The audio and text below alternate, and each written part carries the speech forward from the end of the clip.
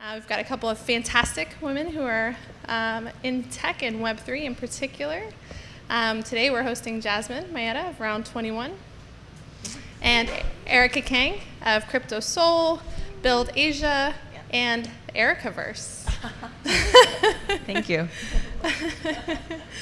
So we'll have a casual conversation today. If you guys have questions as we go through, think about them, and we'll take some questions here at the end.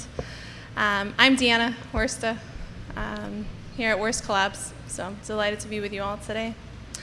So let's get started. Let's learn a little bit more about who you are, two super inspirational women making it happen. Jasmine, maybe I'll start with you. Give us a little bit of background on who you are and what you do. So I'm Jasmine Maietta. I am the founder of Round 21, a brand that operates at the intersection of art and sport. My background really did lead me here, which is interesting because a lot of people talk about how Web3 is a complete departure from what they did, but I played professional basketball after college and then coached for a number of years and then bridged to the marketing side of sports at roles at generation-defining brands such as Reebok and Under Armour, Hasbro, and most recently was the VP of brand at Peleton. But I felt like when I played, there was a sense of there is no I in team, the name on the front of your jersey is all that matters, and now this generation is all about self-expression and the name on the back of your jersey is more important. So I leapt towards entrepreneurialism, and Round 21 was designed to be a platform for self-expression through sport. And then the first month of being an entrepreneur, everyone was asking, what's your NFT strategy? And so we are a Web3 native concept where digital identity and physical identity through sports are really unlocked. And so I'm excited to be here, thank you. But that's a little bit about who I am and how I'll be speaking from the operating platform I'll be speaking from today.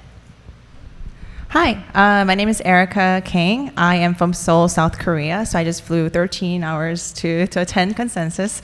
But it is my job. I'm a community builder in the crypto space for 5 years, started in early 2017, and helping a lot of projects enter Korean market. Not for the shillers, but for the builders. I am pretty builder friendly, and I host many technical events across the world. And I have a conference brand called BuidlAsia that's going to happen in August 4 and 5 this year in Seoul. And also, Erikaverse is a kind of a world that I'm making that is intertwining my activities across crypto and non-crypto, and I have a social token that's launched on Optimism just a while ago. So just trying to tie in all my activities together in connecting the right players in the field and kind of creating value out of it. And so kind of connecting East and West, and that's kind of my position to be in. So thank you for, thank you. Fantastic. So glad that you both can be here, such diverse perspectives and a fully global, worldwide perspective today. Really, really exciting. So Jasmine, you just mentioned you started your business and started to get the question, what are you going to do with NFTs? Tell us a little bit more about how you got into crypto and decided that Web3 was the way to go.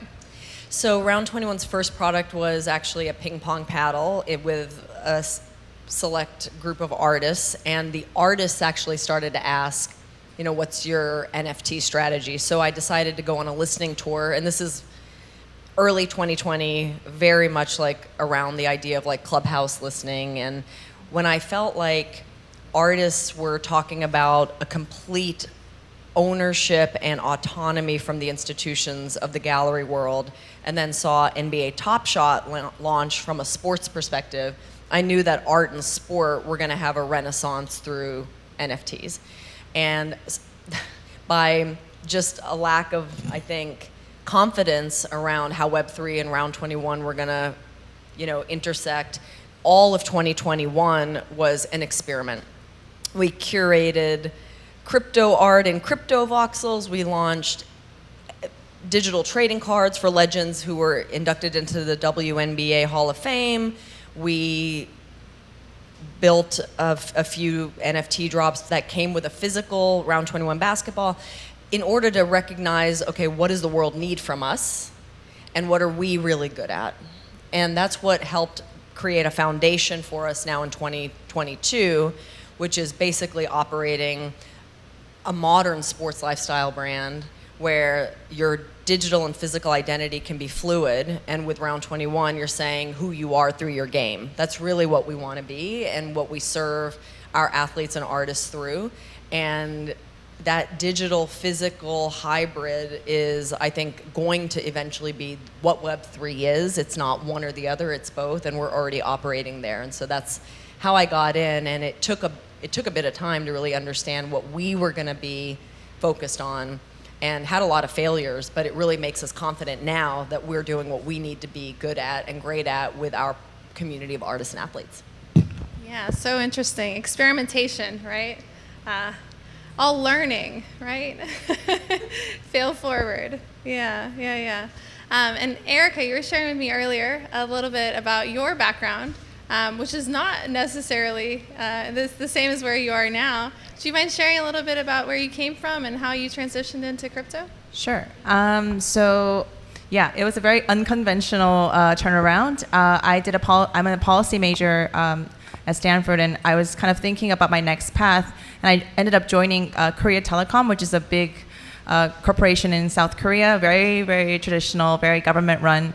And so I was joining that for 4 years, and I just kind of found out, well, this is not very fun and very value-adding as well. My position was not that, I guess, helpful to the growth of the company, so I just felt a little bit uninspired. So I was thinking of a new career, and I was having a baby, and I was like, maybe I should just give up my job, and thinking many ways. And then I just randomly found out that there was a seminar in Korea, which is very rare back then, early 2017, on blockchain, so blockchain trends, and that was run by a few, not many, solid people in the space. So I just kind of, took the shot and just paid $100 and went to the seminar, and I just found out that there were many solid players out there in that group, and I got about 4 scouting jobs back then because they needed a global communicator who can actually deliver the local projects to the global scene, and I was the only kind of bilingual female communicator back then, and they just wanted gender diversity as well. So I just got a lot of the opportunities, and I kind of felt like, okay, well, maybe they need me here in this space. It's very early, it's growing, and maybe they need somebody that can add value to it.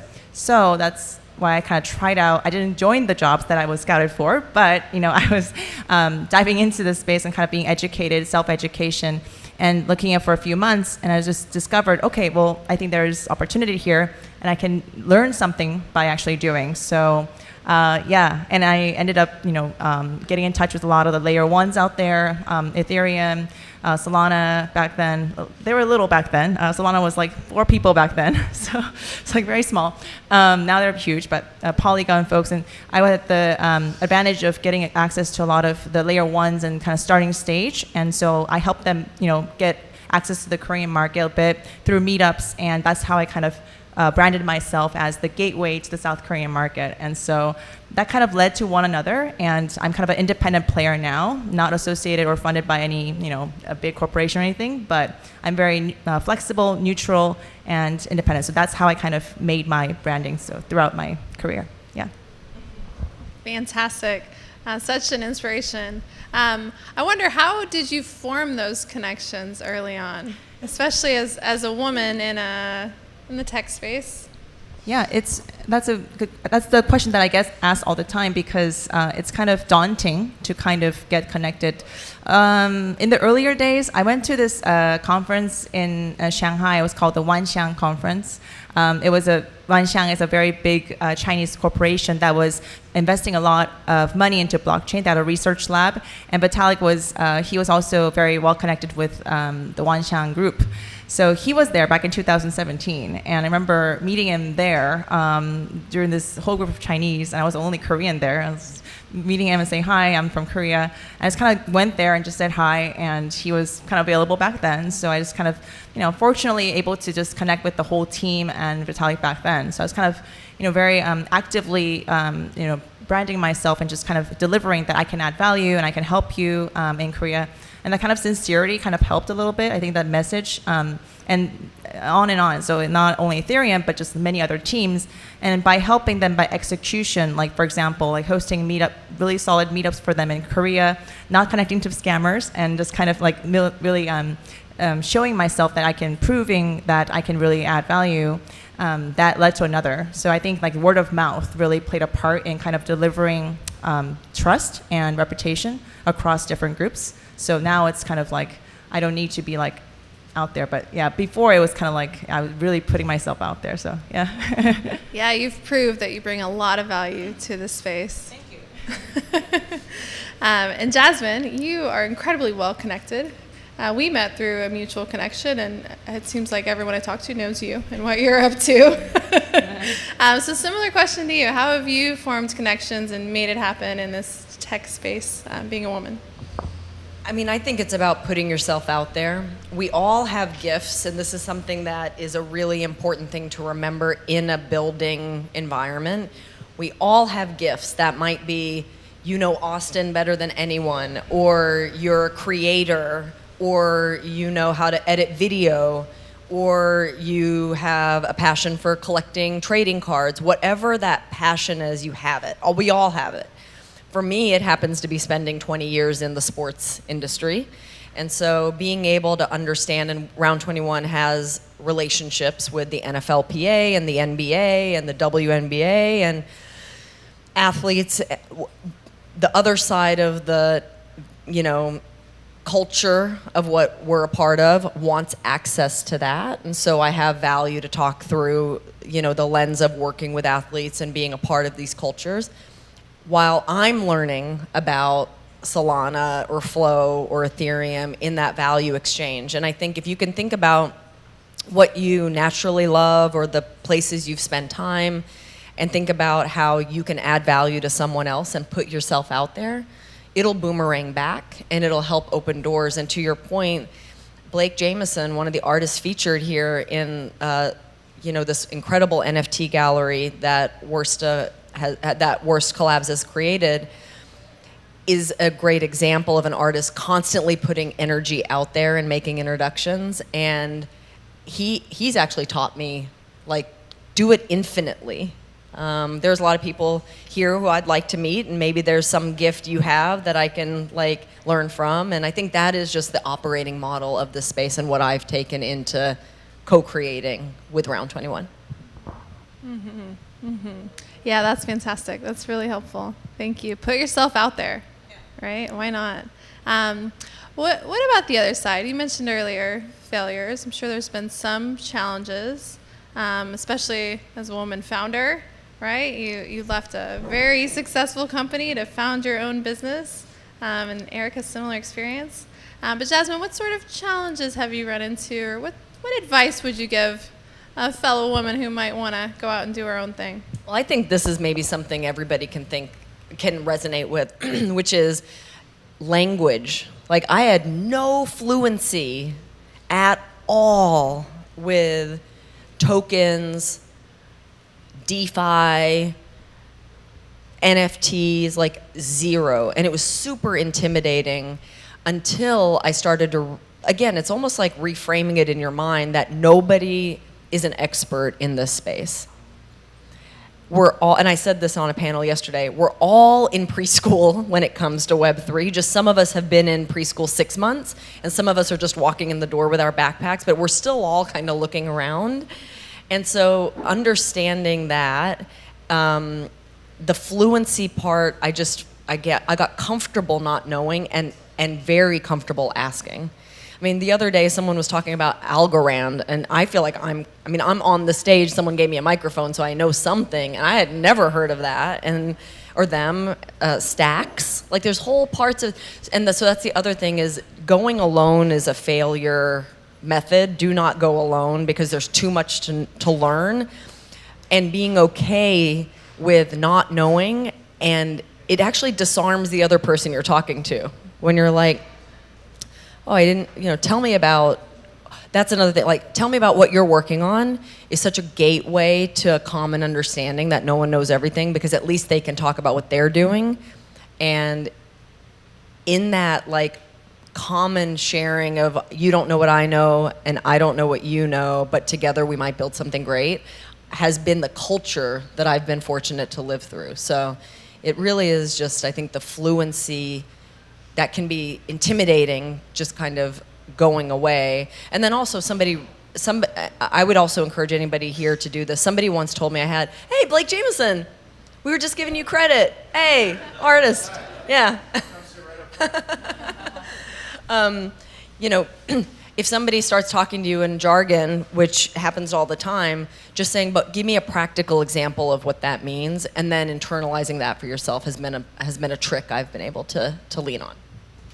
Yeah, right on. Building your fluency through asking questions and being okay not knowing everything, right? I wonder, Erika, what advice you might give, especially building a community. You're bringing in tons of experts to speak at your conferences and events. How do you navigate? I actually agree 100% with Jasmine. I was like nodding all the time. And I think filtering was one of the biggest challenges that I had when selecting which projects to work with. I mean, I'm not trying to be too picky, but I think one type of bad mistake has led to some sort of a disruption of my reputation and like also my trust, and that several minor incidents of that has led me to like the consequences, and that was some kind of failure that I felt, and it felt really frustrating for me because I can't be perfect, but in terms of being on the edge of filtering. I mean, I'm not in the right judge to filter projects, but I think in terms of my instincts, what is like complete scam and what is not, for example, that's something that I can tell with experience by meeting hundreds of projects out there. And I think I know that I have to be on edge and by meeting more thousands of upcoming projects, that I have to really, stay on top of things and, always learn about new projects and just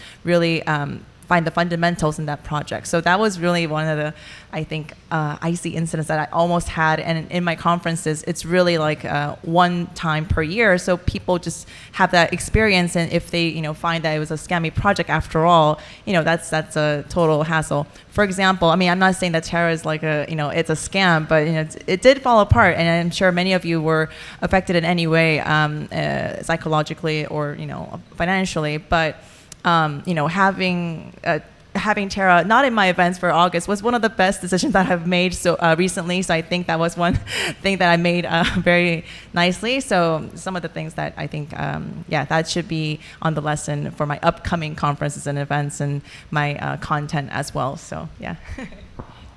Very helpful. Thank you. One thing I think is interesting, even though you both come from very diverse perspectives. You've launched the Erikaverse. Jasmine, I happen to know that you may be launching some similar sort of loyalty membership tokens soon. It can be scary to be even an investor, let alone a creator. So Erika, I wonder if you could share with us just how you navigated the strategy and the technology behind launching the Erikaverse token. So in launching my social token, it took about 3 years of a lot of toss back and forth. It was very daunting to me because I'm very risk averse. I try to stay out of like the dangers and which is kind of hard to do in the crypto space, but I try to be as conservative as possible. And launching a social token, that sounded really like far-fetched to me. I was like, can I really do it? Can I promise people like actual value? And I think like with the social token narrative taking up and like people appreciating like the potential of it, I think that made me kind of wonder, okay, maybe I should try it and then not experiment too much, but like just to a minimal extent, really just kind of experiment with it. And so I gathered a team who believed in my vision, and they actually suggested the idea. They was like, oh, you could launch an Erika DAO after, the Erikaverse, Erika token, for example. So they kind of gathered up like 6 people and one engineer, of course, and we were deciding which network to use, and we were tossing back and forth, and we chose Optimism in the end. But just kind of having that group discussion we were having periodic discussions on how we can make this space, my Erikaverse, more healthy, solid place that I have always created for the people. So not too shilly, but of course kind of adding value, trying to find more use cases to my token, because I host many events myself. So it's like a natural use case for the token to be used. For example, creating like exclusive opportunities for people to like attend like smaller groups, mentoring sessions that I can create and also curate, and also like finding some sort of a physical space for people with a token to use, for example, like the lounge or something. So some kind of a fun yet not too crazy, but I'm trying to get there, but trying to find more bigger use cases. But I think it'll take some time for the social token to actually like be embedded in the system. But I think it's a little step by step. It was really interesting to kind of build on forward. And it's been slow, but I think slow is good because I don't want it to be like too crazy of a whirlwind of social token launch and that kind of a commercial aspect. I think my reputation will build according to the token value itself, and not trying to make the token like into a to the moon, that kind of thing. But it's more like how to use that token to really be in my ecosystem, in the community that I create for the East and West communities. So that was kind of like always ideation that I go with, and always a constant discussion that I have with the team and with the community that they support me. And so that's a very interesting path that I'm going for. Yeah. Slow is good. It is good. I want to quote that and share that. Yes. Everybody's in a hurry, right? Like it's going somewhere, right? Slow is good. I'm definitely going to quote you on that. And I appreciate the lean towards utility, right? Create something that actually adds value, because otherwise, what is actually the point? Thank you. That's really helpful. Jasmine, same question for you. How did you come up with the strategy and execution around your tokens? So, just to build off of the last point, there is a freneticism in Web3, and my natural tendency is to always go back to things I learned in sports. So we thought about what is Round 21's value to the world, and now we've finally, clarified and identified that it's to bridge identity and utility digitally and physically through sports. And instead of over-analyzing over and over, like, okay, what do we do with our NFT? Like, what's our definitive NFT project? The way so many things that we see on Twitter feel, whether they are or not is a question, right? They feel like these monumental launches like Moonbirds and Bored Ape. And there's this natural tendency to compare, like, what is our Moonbirds moment gonna be, right? I don't know if this is resonating with anyone, but I was like, hold on. In my life, everything's always been about progress, not perfection, right? In sports, you miss every shot you don't take, right? So I never compared myself to Michael Jordan playing, right? Why am I comparing myself to Moonbirds or Bored Ape, right? What is our why? Why do we want to build something that feels like it has the magic of Web3? And for us, that was identity and membership. So we're not going to go do a PFP project. We're not, because the world doesn't need that from us. But what we do feel and hear is that people who love the sports lifestyle love what we're building. They want their game to say something about who they are. A lot of artists played sports and they've never had a canvas like we're building.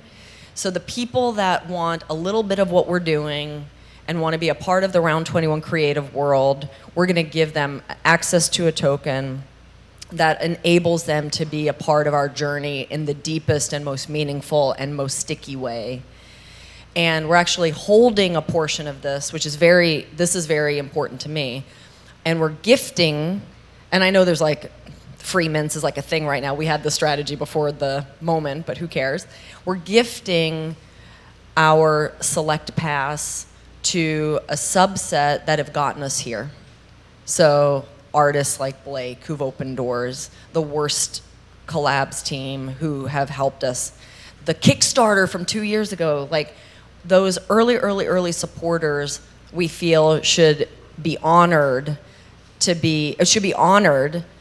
by contributing to getting us here, and we want to honor them with that. So like it's a really bespoke approach, but it was because of our why, not because of the what.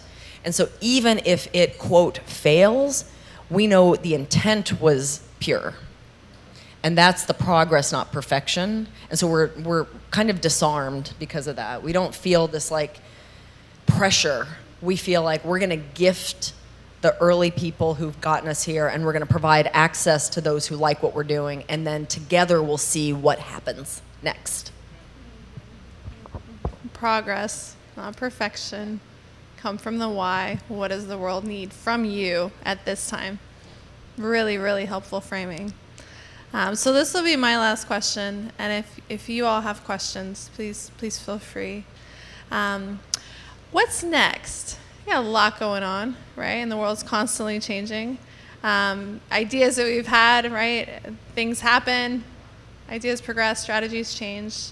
So Jasmine, what's next for you? What are you excited about? What's on the horizon? So we've gotten, I believe in this idea of what got you here won't get you there, right? You never, as soon as someone can anticipate your next move, you die.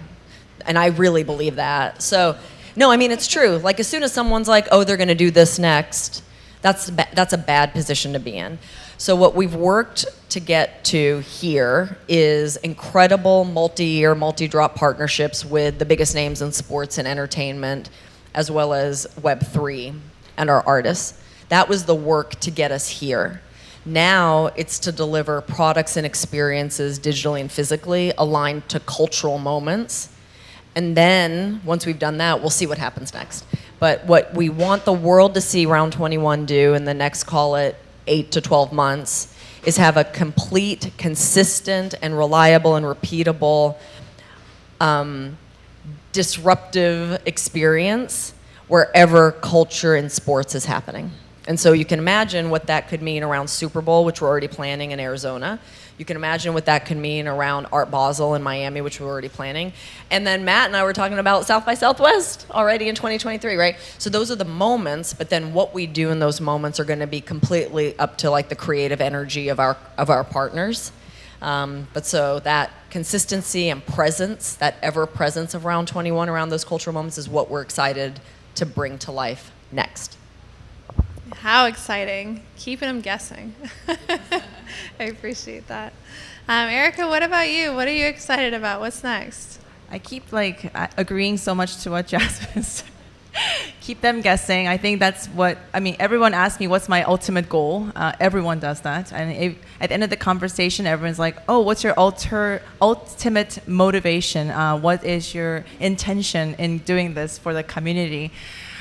I don't really have one, to be honest. I think just really executing by demand and instinct that what's being needed, what's adding value to the community, that's what drives me forward. And I think having a strategic long-term plan is, of course, useful for our business. And I think I lack that a lot, I can admit. But I think instinctive execution is what I'm good at, too. So I think according to the market situation or the community demands, education is something that I really have passion for, especially for the Korean community, developer community, who lacks the efficient documentation to kind of develop on these platforms. So that's something I'm going to be, I think, involved in the next few months. Of course, something immediate is the big event that's happening in Seoul, Korea, which is BuidlAsia, August 4 and 5. No PR, sorry about that. But a lot of the Vitalik's coming, a lot of the near founder. Everybody's coming to kind of attend the conference and kind of be connected to the right Korean players out there. So if you're interested in Korea, please join us. But a lot of hackathons will be happening around the year, and yeah, trying to make the best use of my network and also my value-adding skills to the community, and also finding more use cases to the Erika tokens. That's my ultimate goal. So yeah. Fantastic, thank you. Wish I could join you in Korea this August, but everyone else should go. You have no excuse. Does anyone have any questions for the ladies here? It's okay, I'm late to borrow Erika's. Yeah, okay, good idea. What's up, everyone? Jasmine, this question is specifically for you. I'm curious who are the top 3 ideal moonshot artists that you could collaborate with Round 21, primarily just so you say it out loud and speak it into existence and manifest it, but who's the top 3 epic, most coolest people, right, that you guys could collab with? Wow. Okay. So it's funny. I just asked someone else a similar question and didn't realize how intimidating that question is. I would say artist, it's that word can be defined in a lot of different ways. So I want to start with, I'm going to actually, I'm going to use all 3 for 3 different types of creative expression. So one is music artists. and this may seem like an obvious or cliche, but Jay-Z, because of his natural and authentic connection to sports. I mean, everything from what, his presence on the sideline at Knicks games to music being the soundtrack of every pregame, that just feels like an incredible moonshot opportunity. 2 would be film. I mean, imagine if we could partner with like a Ridley Scott to create the journey of creativity and sports, from sports as a platform for self-expression with figures like Muhammad Ali, which you've actually commemorated in your art, all the way through Megan Rapinoe and her like very public persona driving equality in sports, but like working with somebody to capture that entire journey, and then also the what next. And then from a visual artist, this is a big one, man. Oh man. Okay, so this is gonna sound probably strange to some people, but I feel like in sports, there is a dichotomy of being in flow and the fluidity of like MJ at the top of his game, to like the internal dialogue of like, can I do this? Can it happen, etc.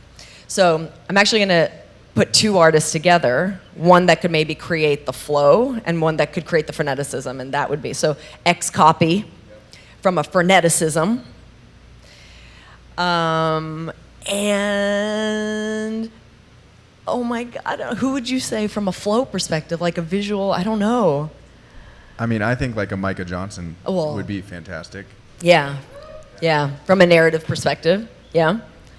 And his authentic background in his playing days, great example, yeah. Awesome. That's a great question. Thank you. Yeah. And we've already worked with Blake Jameson. That's the only reason why you're not on that, because like we're already working with him. No, I know, but we got. Hello, my name is Maria, and this is a question for Erika. I empathize a lot taking a conservative approach into blockchain, so I like when you mentioned that. And I think that something that's very important in the space is trust. At the end of the day, anybody has the technology, anybody has the ideas and the storytelling, but everything comes to trust.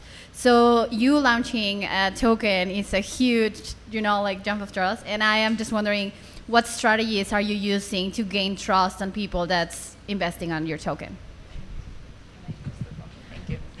Thank you. That's a good question. Thank you for the question. To give trust for the token, actually, the token was suggested by the community that supports me.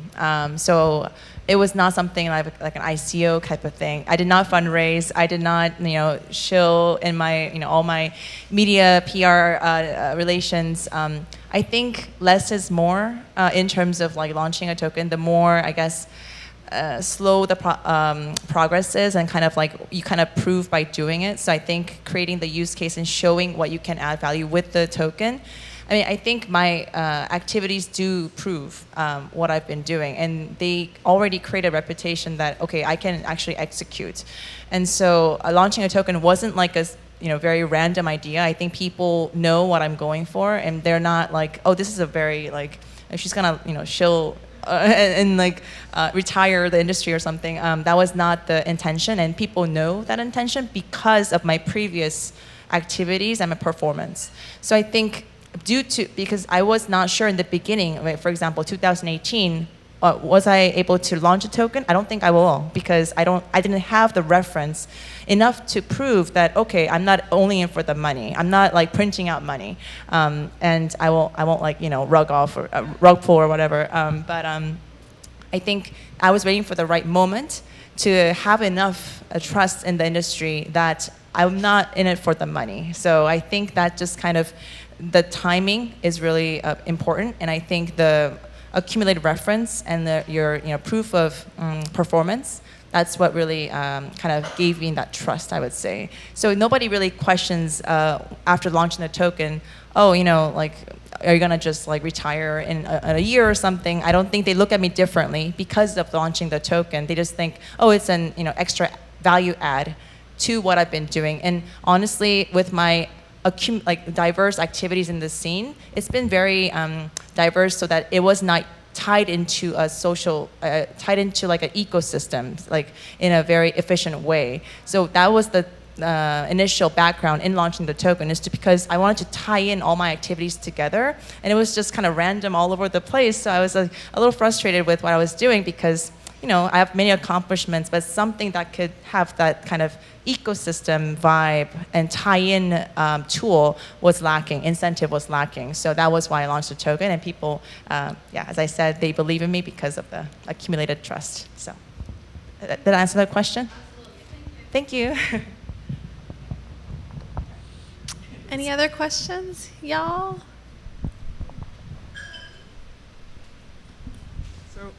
Hi, thank you so much, Jasmine and Erika, for sharing. My name is Flora, and Erika, you mentioned how you're excited about building the education aspect, especially for Korean developers. And I feel like as we're releasing the Korean builders economy, like blossom with all the different projects going on, I'm wondering through which facets you see yourself adding value with the building. Is it like hacker houses? I'm really excited to see like what initiatives you come up with next. Thank you for the question. I think hacker houses are definitely a way to kind of trigger people's, I guess, interest in the scene, and it's a cool space for people to kind of hang out and just kind of mingle with the right players, I guess, and other fellow builders. And I think also with that kind of flagship events, so around the year, there could be several hacker houses, conferences, and that sort. So I'm always doing that and meetups, but I think between those events, I think there should be a more consistent education that's being provided. So I think one of the things that is lacking is local education in local language, which is very instrumental in South Korea and or other parts of Asia because of the language barrier. And even though, you know, I myself is pretty bilingual, but many folks are not, and you know, they find it difficult to be educated in the local language. And many, I think, parts of America, Europe, they kind of forget that about Asia. They're like, oh, well, they must understand, read English, so it should be okay. It is not really okay, actually. And I think the barrier is still very, very big. So I plan to kind of work on that aspect more and kind of provide the right documentations in the local language, because that's still lacking, which is kind of surprising to me and shocking to me, but something that needs a lot of help and a lot of actual like curriculum or something like that can make Web2 developers feel comfortable in jumping into the Web3 and kind of learning step by step what is necessary to, for example, launch an NFT on Polygon, for example. So little things like that. So recently I did a workshop with Polygon on developer workshop in Korea, and it was all in the Korean language, no English, and it was all in Korean, and it went super well, right? All the developers were so impressed. They were students, and they were just like, oh, this is super easy, because a local instructor was explaining in plain Korean and no English, so it was, I think that was being, I guess, underestimated. So I think that kind of consistent efforts and documentation, also in the kind of courses, I would say, that's something that I'm going to be passionate for the next few months, or next few years, actually. Yeah. Awesome. Thank you for sharing.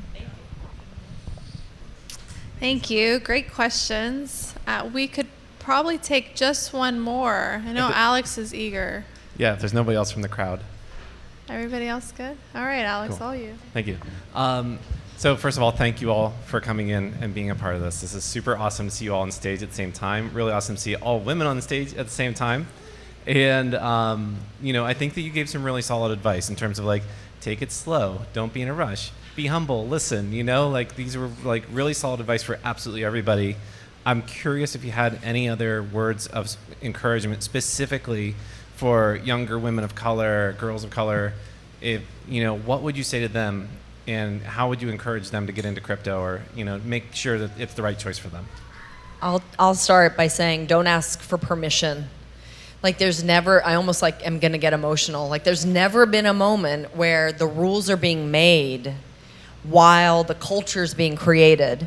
Do not ask for permission. Assume you are granted the carnival of opportunity and go forward like a little duck, like swimming, like lean in and go. And do not wait for someone to offer you an opportunity. It is a mindset shift. I mean, you came from Costa Rica here like for 3 days, and you know, you came to this event and you struck up a conversation. Like, that is a great example of making your own way. So use your voice. Don't ask for permission. Assume you have permission, and it can reframe all of the opportunities that are available to you. Great advice again. And from an Asian perspective, I mean, it is still a minority, I think, Asian women, for example, and we're told to be obedient, right? We're told to be quiet and not proactive, very passive, a top-down approach, right? And I think that does deter a lot of the proactive participation in this space. And you know how this space is very aggressive and kind of like fast-moving. Everyone's just like rushing forward. And I think that really intimidates a lot of the Asian females out there. So I'm from a women's university, so I have a contact with a lot of younger females out there and students. And right now, I'm so glad that they are actually here.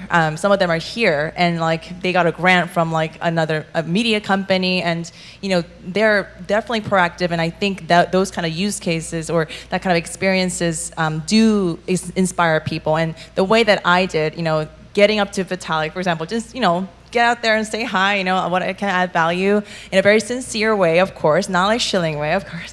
And that really changed my life, basically, in many ways. And doing once, and that's intimidating, but that's, like, I think the first barrier, and that you can move forward with it, and that can really build on you, I think. And so having the courage and to be, like, out there, promote yourself, and, don't be shy to just tell who you are, what you can add value, especially to non-developers, right? And I think I'm a non-developer, and of course I respect and admire developers in the scene. That's why I'm doing events for them and curriculum for them. And of course I would love to learn coding like by myself. But anyway, I think a lot of non-dev Asian female, yeah, that group is just very intimidated. They ask me all the time, is it possible? Can I come in here? Like, am I allowed, right? And that just really breaks my heart. But at the same time, I'm the living proof. Like, I can definitely add value, and they appreciate me, and I'm the glue of the community, and